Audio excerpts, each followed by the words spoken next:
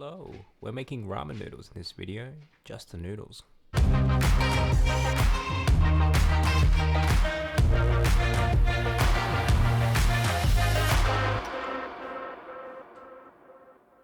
This is quite a physical recipe, so get ready to work for your noodles. In a mixing bowl, add 500 grams of flour and 10 grams of sodium carbonate. See the description for more details on sodium carbonate.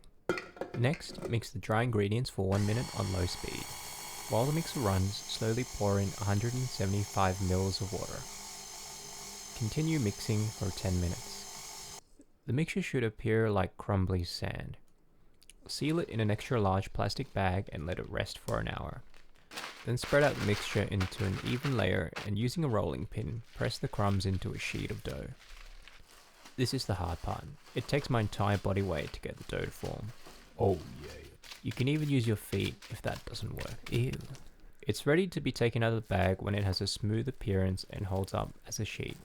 Fold it over in thirds and roll it out until the thickness is about 30% more than the widest setting on your pasta roller. Then start passing it through the pasta roller.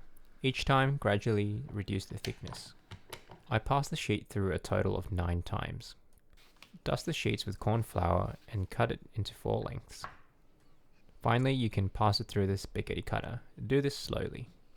At this stage, you can bag and seal them for later. The ideal aging period is 1 day. 1 day? Or you can cook them right away. They cook in about a minute on a rolling boil. Use plenty of water and strain the noodles after cooking. Have the soup, oil, toppings ready so you can serve the moment the noodles are done. Cha-cha! If you'd like to know how to make the other parts, check out these videos.